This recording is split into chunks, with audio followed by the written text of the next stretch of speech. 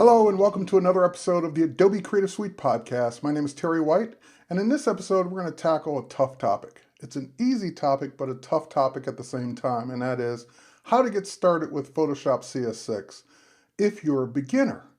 Because the reason this is tough is because we could spend 15 minutes, an hour, 2 hours on any one topic, and it would still be beginner. And there's no way to cover everything for a beginner in one video or one setting.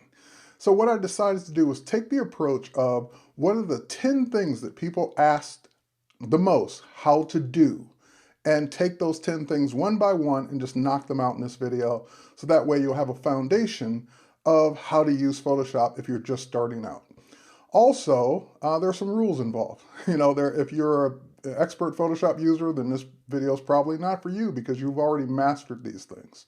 Secondly, if you have a way of doing something that I didn't do it that way, that's okay because Photoshop has an infinite number of possibilities and therefore several ways to do the same thing. So if you found a better way to do something or a way that's more comfortable for you, by all means do it that way because I won't be able to cover every way I know to do something in this short amount of time. So with that, let's go ahead and jump right in. The first thing we're going to do is we have a folder that actually has the images in it that I want to work on. Now you may be getting your images off your digital camera, you may be getting them off a scanner, you may be getting them off the web if you've downloaded royalty-free images or stock photography. And even that we could spend 15 minutes talking about all the ways to get your images into your computer. But we're just going to assume at this point you have some photos on your computer and you want to start working on them. So the first product we're going to work with is one that actually comes with Photoshop. It's called Adobe Bridge. So I'm just going to take this folder, drag it onto the Bridge icon, and have Bridge open up that folder of images.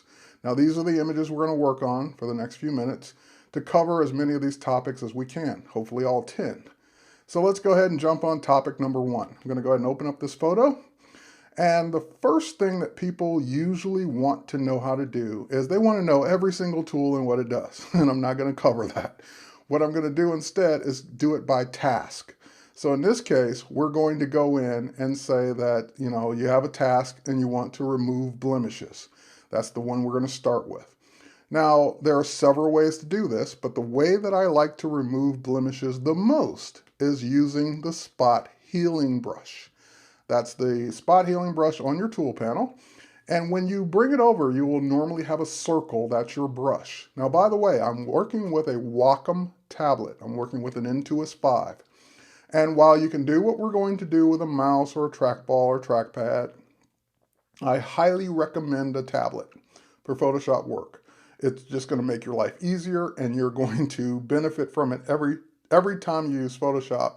And even their lowest price $50 tablet is better than your most expensive mouse you can buy. So get a tablet. Now the next thing is when you bring this tool over to Photoshop and you're just opening Photoshop for the first time, you're going to be on what's called the background, and we're going to work on layers in just a moment. But you're going to be on the background, and so therefore any changes you make, you're making them to the actual image. Now the circle that you get will either be a circle or it will be like a set of crosshairs like that. That's because I have the caps locked down. So if you don't have the circle, make sure your caps lock is off so you can get the circle. Now, the circle itself it's your brush size. It can be hard, it can be soft. I normally like to work with a very soft brush. So we can go ahead and soften this up so that we have a nice soft brush to work with. And all I did was just click on this to get to the brush size, which can make it smaller or larger, and softer or harder. So I like a soft brush to work with. Now you can also, I said I would show you keyboard shortcuts. You can also make your brush bigger and smaller if you have bracket keys on your keyboard. So on the US keyboards, that would be next to the letter P. The open bracket makes it smaller, closed bracket makes it larger. So now that I've got this, I'm just going to go ahead and what blemishes do I want to get rid of? I want to get rid of the pimples and things that you probably wouldn't notice when you saw the person. And also the things that wouldn't be there maybe in a week if it's a pimple especially. Now I am going to leave things like freckles because that's her face. That's the way her face normally looks and she probably likes her freckles. So when you're deciding what to get rid of, you're typically getting rid of the things that are temporary on the person, like a bruise or a scar that, will ultimately heal, but didn't heal before you took the photo. Or things that, you don't notice when you're looking at the person in person. Now, as you can see, I'm either clicking or painting with this tool to remove these things, and I just personally don't like necklines, so I'm just removing those even though everyone has them. Okay, so this is the way this tool works, and again, you will decide between you and your client, or just you, what to get rid of, but this is one quick way to get rid of blemishes. Just using the spot healing brush. It's my favorite way to do it because it doesn't require you to do anything extra. You don't have to sample anything, you don't have to guess. You just start painting with this tool, and it uses the surrounding pixels to make the adjustment. So it used all the skin around that particular blemish to start to get rid of the blemish. Okay, so that's number one, how to remove blemishes. Number two, and by the way, it's not just blemishes. Maybe you want to get rid of some stray hairs here, which I do want to get rid of. Number two is filters. And filters can be done or used for an artistic effect, or they can be used as a utility. So if I go under my filter menu, I have a filter, for example, called oil paint. And when I bring up oil paint, it will give you sliders over here on the right, so you can adjust how the paint looks. And what this is doing or simulating is what my image would look like if it were hand painted. And that's for effect. Now, if I click OK, that will do that effect on the actual image, on the background, and if I save and close, I have now permanently changed this photo. So we're going to see ways to not permanently change your photo, but for now I'm just going to undo. The other filter that I'm actually going to use is called Liquify. Now, Liquify is for pushing pixels around in your image. So for example, I don't like that little dip in her hair.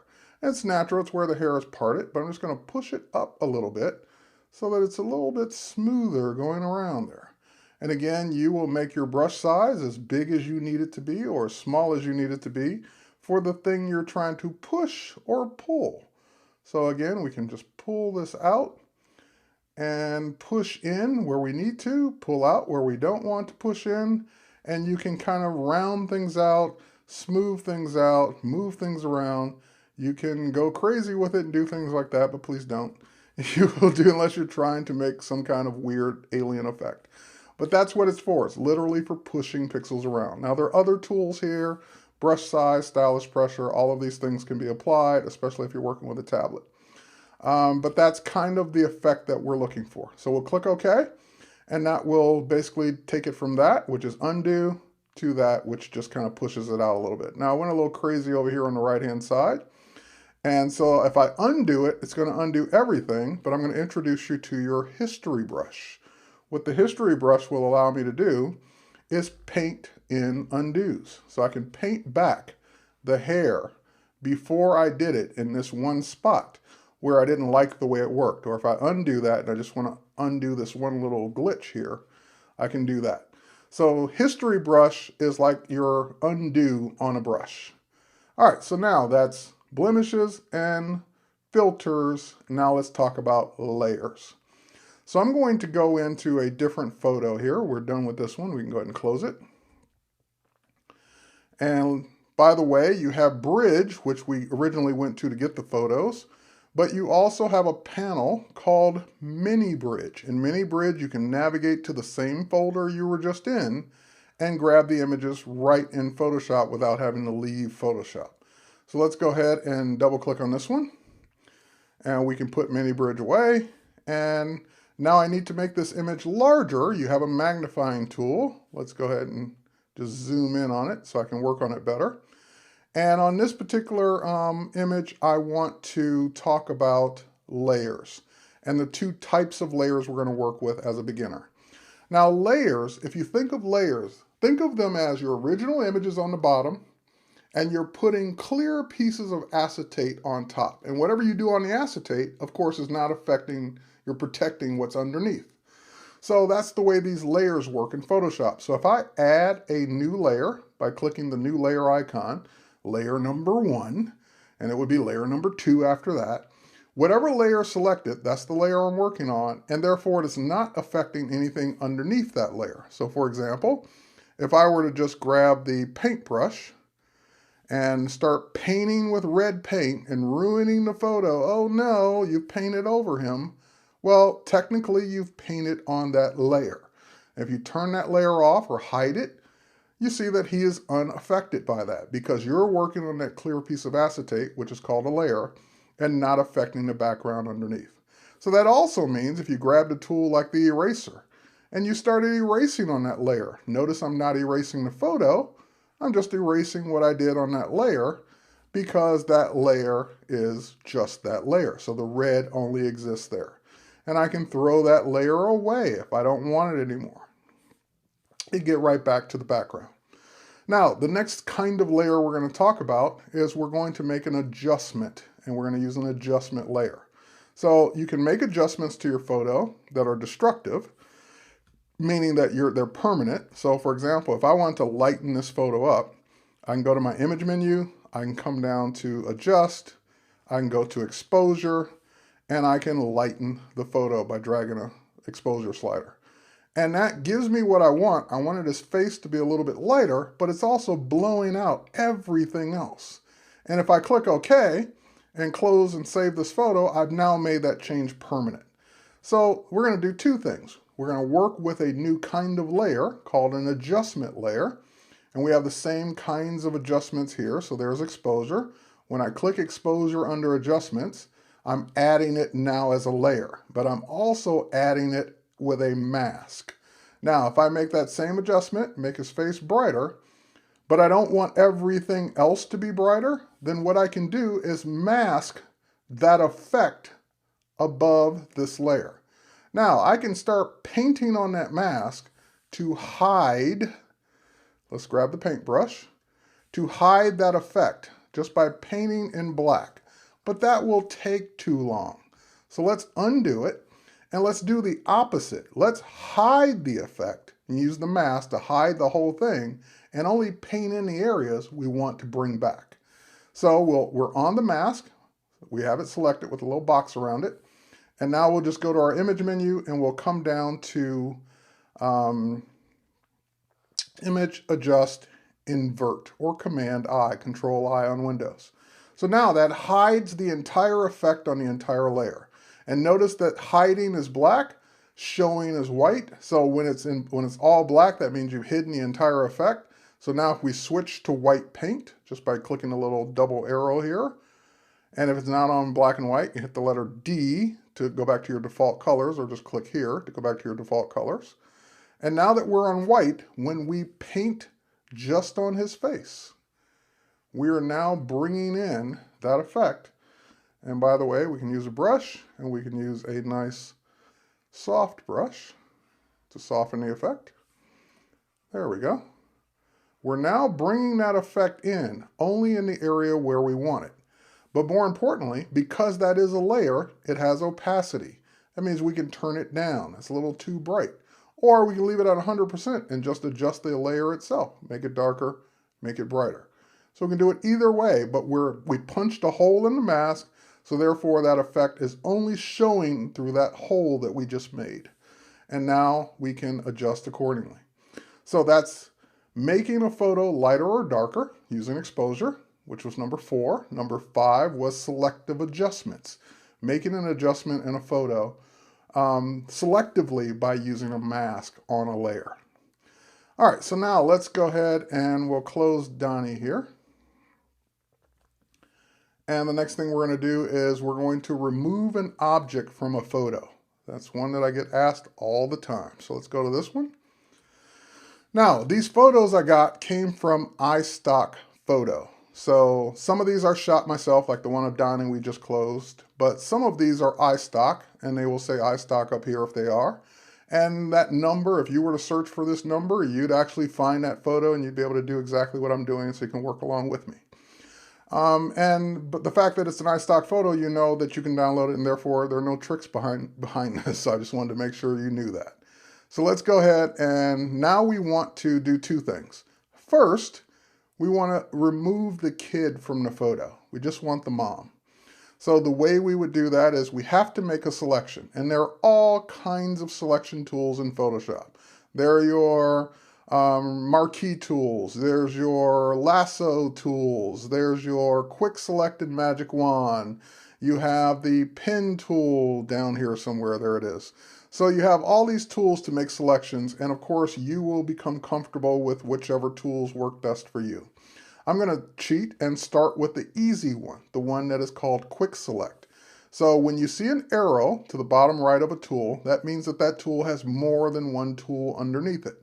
So you may be on Magic Wand and you're saying, where's Quick Select? You just hold down Magic Wand, go to Quick Select, and you can switch. Now Quick Select is, as the name implies, it allows me to make a quick selection.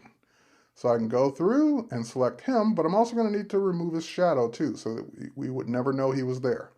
And just like that, quick selection identifies the pixels that are similar and makes a selection.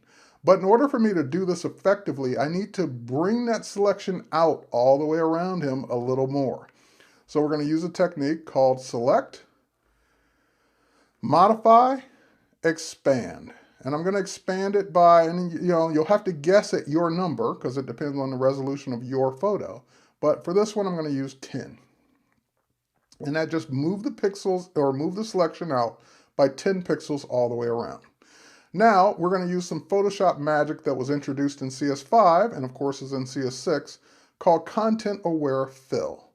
Now you can bring up Content Aware Fill as long as you're on the background, you're not on a layer, by just hitting your delete key on the keyboard. That will bring up your fill dialog box.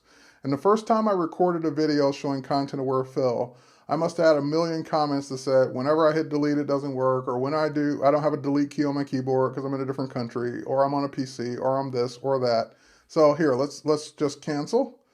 If for whatever reason delete doesn't bring that up for you, go to edit, fill. It's the same thing. So delete just is the shortcut to bring that up.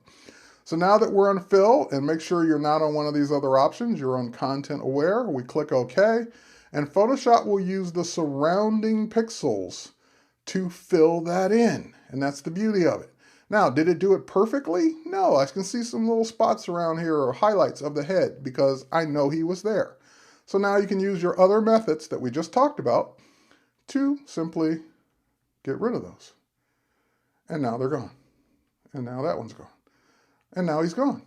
So there it is. Kid's gone out of the photo. Removing an object out of the photo with Content Aware Fill. So I'm going to undo, and bring it back. And I did my undos from the keyboard. Step backwards on the Mac is Command Option Z. On PC, that would be Control Alt Z to step back one step at a time because it has multiple undos.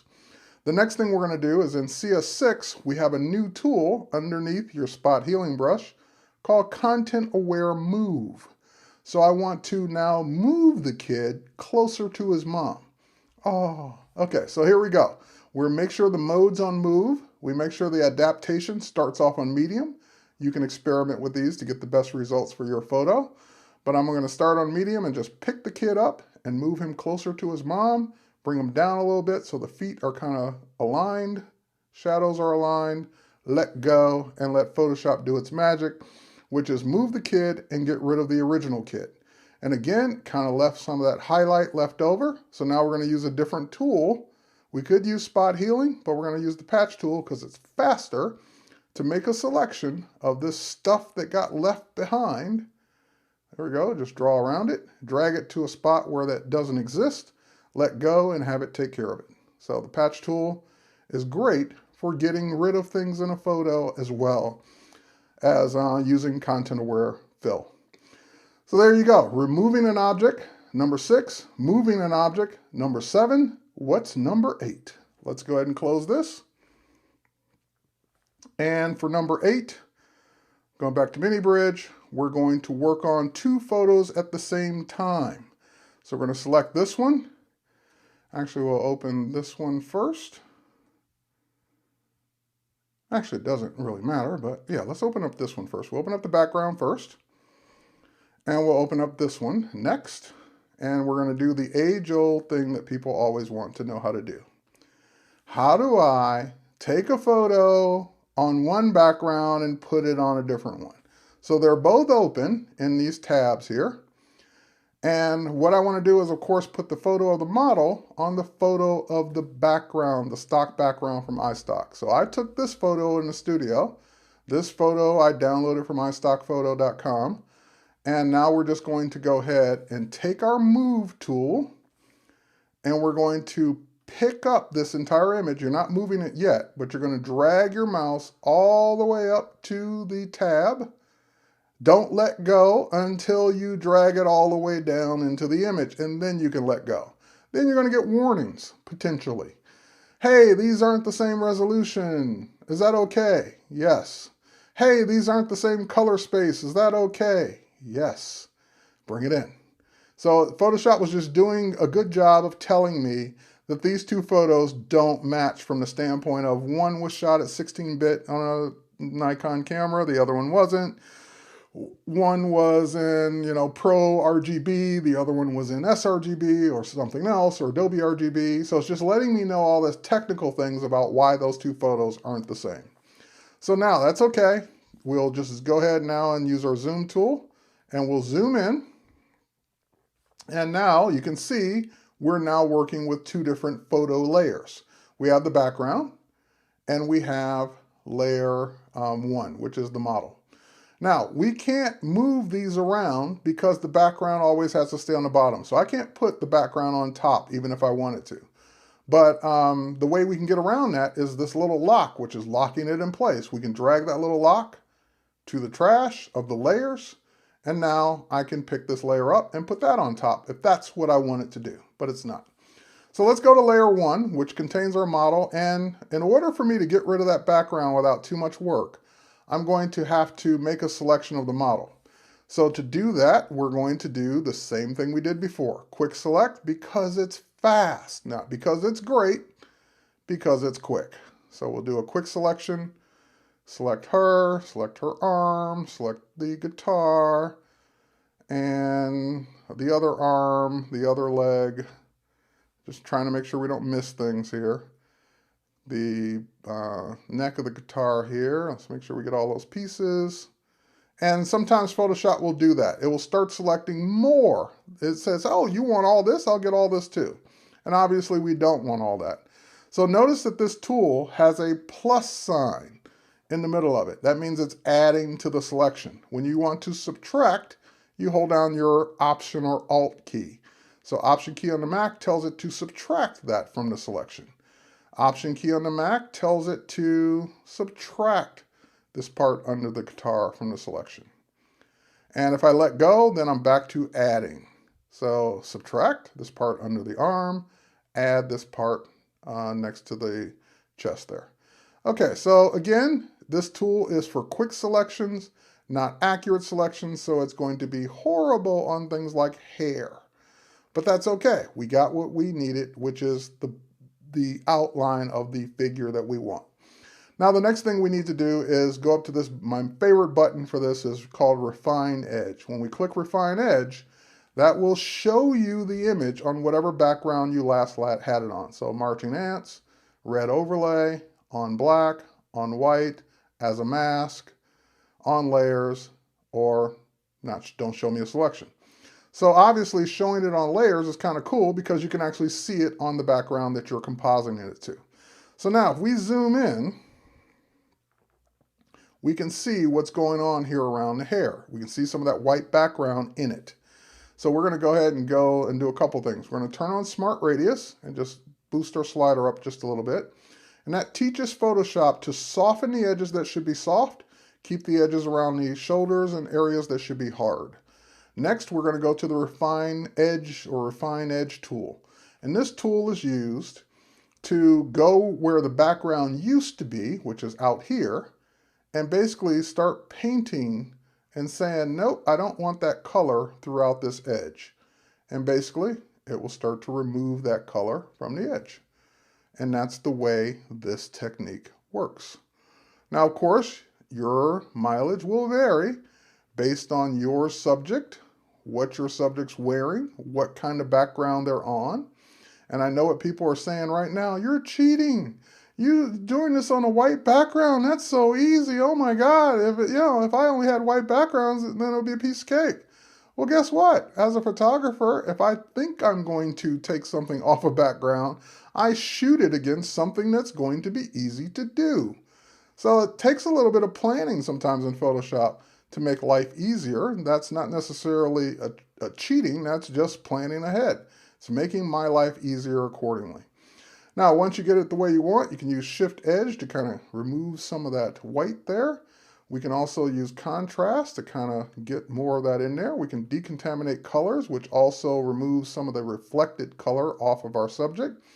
And then, we can keep working, but I think you get the idea. When we click OK, that becomes our new layer. It turned off the old one, which you still have, and that becomes our new layer based on our new selection, our new mask. So we can keep working on the mask. If we wanted to tighten it up, make it better, but you get the idea. Now, one more trick to kind of make this look better, we're going to make an adjustment to it. So we can either add an adjustment layer or just simply go to Image, Adjust, and go to Exposure once again. We're just going to bring down the exposure just a little bit because she's a little lighter than she would be if she were really in that dark kind of, stage background there. And also, the next thing we're going to do is we're going to, even her skin tone is not right for this kind of lighting because that's what happens if you shoot two different things and put them together. The lighting usually isn't the same. Now, this is going to be a little technical, but what I want to do is take a piece of this background that's the same shape as her, put it on top of her, and blend it in. So the first thing is I need to get a selection of the background that's exactly like her. And that's easy because now I've got this great mask. And if I didn't have the mask, as long as she was cut out on her own background, that would work as well.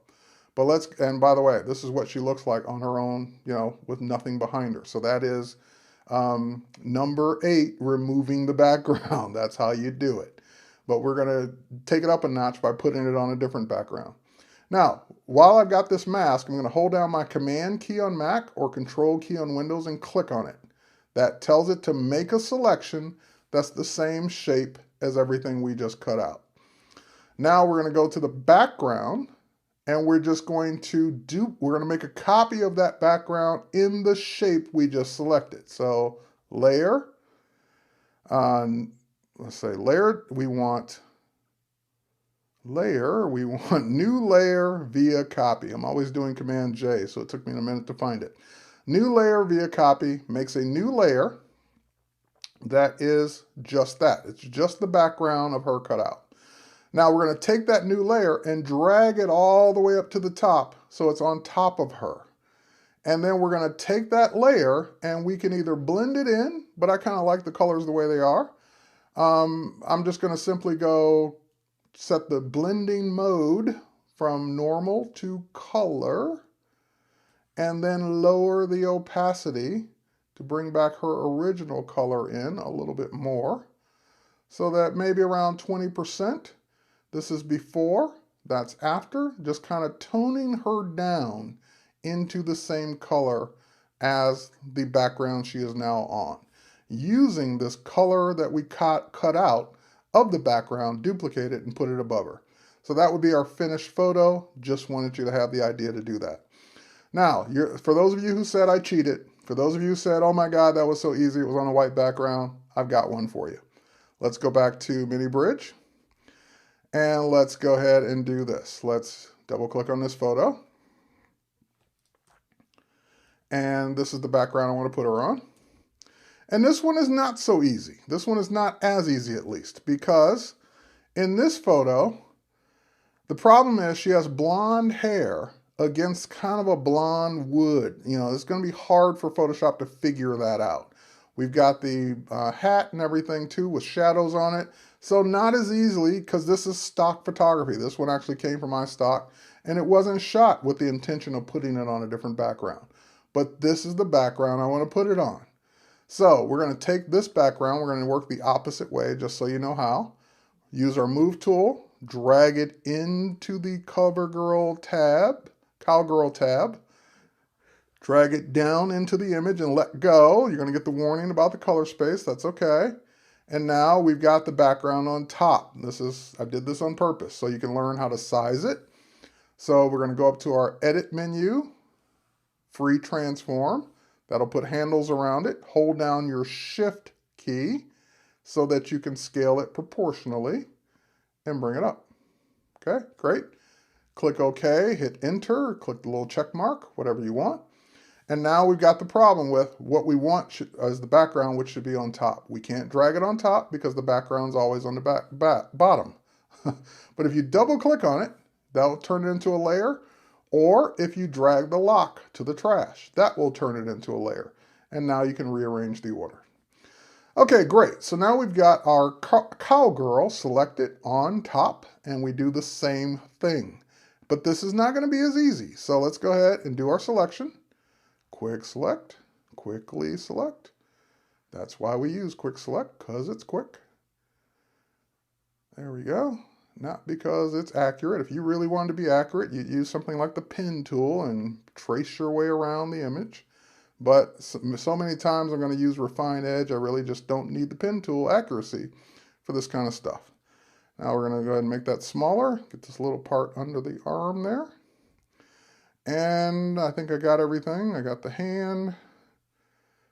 Yep, got all that. Got the shoulder, got the hair, got the hat. Got all pieces of the hat, even that little piece up there, that little piece there. Okay, we got it all. So same thing, refine edge. When we do refine edge, that shows us what we've got so far. Again, we can put this on anything we want. We can see it on the mask. We can see it on black and white, black or white, I should say. Overlay, marching ants, whatever you want. Now, I'm going to keep it on white just for a moment here. We're going to see, again, smart radius to kind of soften up that selection where it needs to be soft.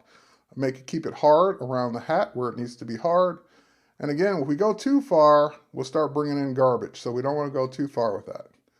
All right, next, we're going to use the refine radius tool to kind of get rid of some of that background color around the edges here and bring back in some of the hair. So we just start kind of getting that out. And you're saying, well, wait, that's not really doing a good job. Well, you're right, because you're working on a background of wood, and that's not easy to do. You wanted something that wasn't easy. This is something that's not easy. But anyway, I can keep going, kind of trying to bring back in the hair, and then I can tweak what I've done with the sliders. So we can say Shift Edge, kind of tone that down a little bit. And again, you go too far, you'll start cutting the hair off. We can also use contrast to bring that back in as well. So we're trying to get the little stray areas of hair without having too much of a shade on it. All right, once we're happy with it, again, decontaminate colors, kind of turn off some of the color that might have been reflected onto her. That will also automatically put it on a mask for us. Again, you can play around with the Shift Edge until you're happy. But if we look at this against what it's going to be on, or anything else, you really won't notice it as much. That's the point, is that while you would see it on nothing, you wouldn't see it as much on a background like we have it here. So once again, we'll click out of this, we'll click OK. That becomes our new image. Once again, we will tone down that layer, image, adjust. We can use exposure, we can use levels. Let's try levels this time. In levels, we have shadows, midtones, highlights. We're going to go ahead and adjust the midtones just down just a bit. Because again, she was very bright against that not so bright background. And next thing we're going to do is we're going to do the same technique. So hold down the Command key, click on that layer, make that selection or layer mask, make that selection of her, go to the background and new layer via copy or Command J on the keyboard Mac, Control J on the keyboard Windows. That will make a layer of her shape out of the background. We're going to take that layer and move it to the top. Now we're going to average those colors, the things we didn't do on the other one. We're going to say Filter, Blur, Average. Average the colors of the blue, the orange, the brown, the beige. Average it out. That's what it should average out to. Now we set the blending mode to color. There we go. And we lower the opacity till it looks the way you want it to look. So just a hint of that color around her on her. And again, that's our effect. So last but not least, two more things. Let's jump back over to the concert image we worked on. Let's add some type to it. So let's go ahead and click on our text tool. This will be number 9. Click our text tool, and we're just going to type rock star.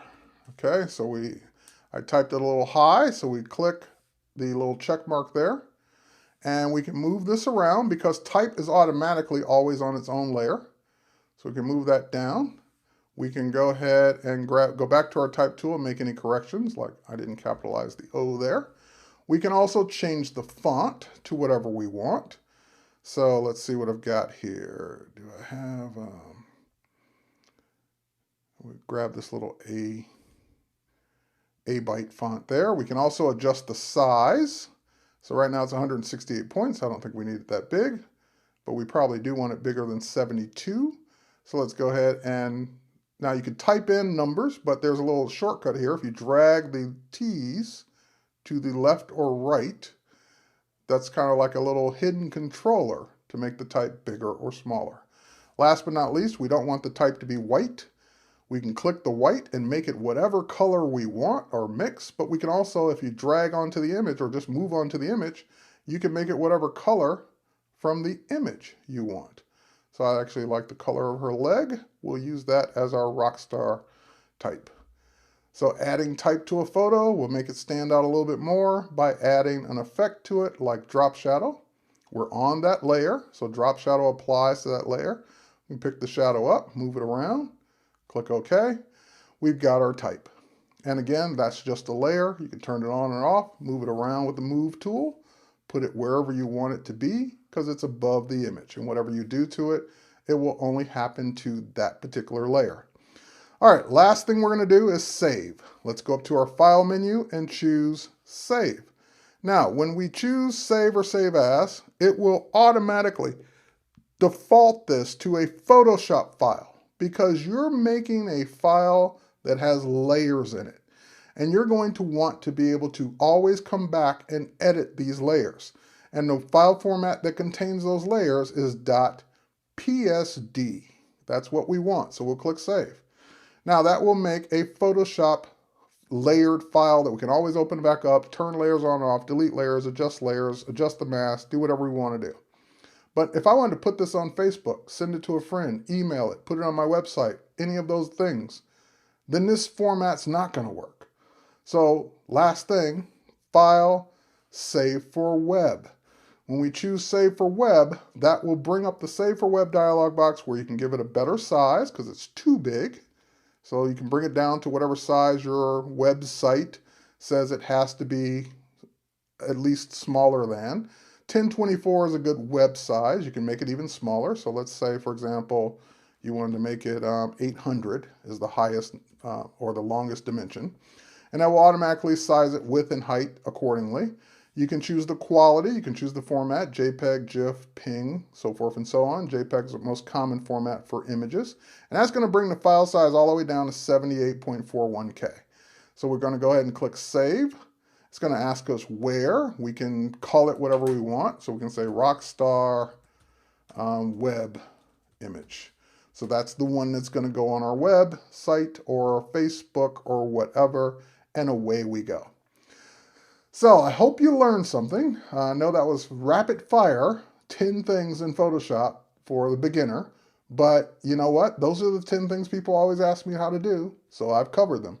Now, if you missed something, you need to learn more, there are all these resources out there, including my podcast and Adobe TV and more and more and more and more and more. But for now, you've got this video. You can always go back, watch it again, see which things you need to do over and over again until you get it better. Thanks again for watching. My name is Terry White. We'll catch you next time.